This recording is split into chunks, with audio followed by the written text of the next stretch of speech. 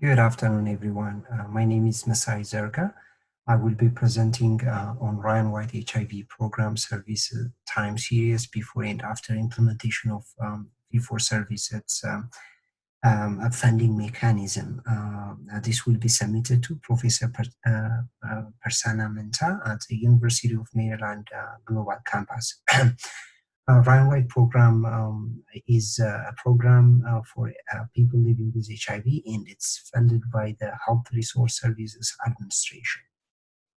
So I will be focusing on DC and the surrounding. All right,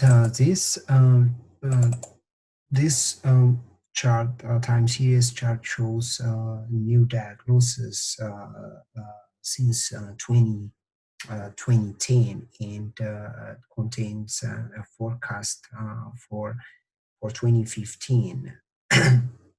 And as you can see, the number of new diagnoses is decreasing, and somehow it's also below the average number of new diagnoses every month.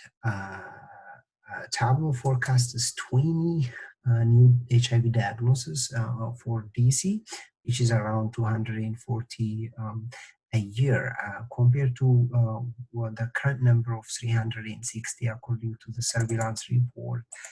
DC will not achieve the 90% reduction, whereas Virginia and Maryland looks progressing very well, and they need to continue in the same pace. And for Virginia, the forecast shows the forecast shows, for example, some case 1, but the average was 10. Perfect. And for Maryland, the same. It's way below the average, and they will achieve their goal. This is enrollment trend, and as you can see, the number of people enrolling to the program were increasing, and this is a moving average.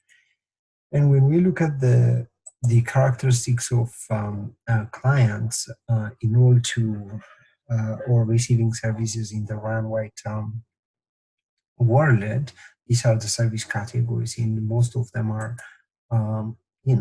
male followed by female. Of course, most of the male are men having sex with men. They are at increased risk of HIV, followed by transgender, male to female. And this is the HIV status of our clients, and most of them, around 60%, are HIV infection, not AIDS, which indicates that they are in a very good health. And CDC defined AIDS is only 25%, which means that they have low number of immune cells, and they have at least one AIDS-defining illness based on the CDC. And this graph shows is a reference line here for date October 1st, 2017. This is when the mechanism of funding changed from grant funding to fee-for service. So if you see the outpatient ambulatory care or the medical care, after this date, most of the data points are below the control chart. The first chart is, by the way, a control chart, and this is a kind of a good thing in the Ryan White world because it indicates that most people are in care. That means they are virally suppressed, they are doing well, they don't transmit the virus in the community. For oral health, it's the same thing. It's been decreasing. For mental health, decreasing. And for patients living with HIV, mental health is very important. And for some other non-medical service category, it's been increasing, which signals that we may create a demand for other services. So generally, the DC Health needs to examine its current funding mechanism. So in conclusion, new HIV diagnosis has been decreasing, even though slowly, and DC needs to examine its current funding mechanism.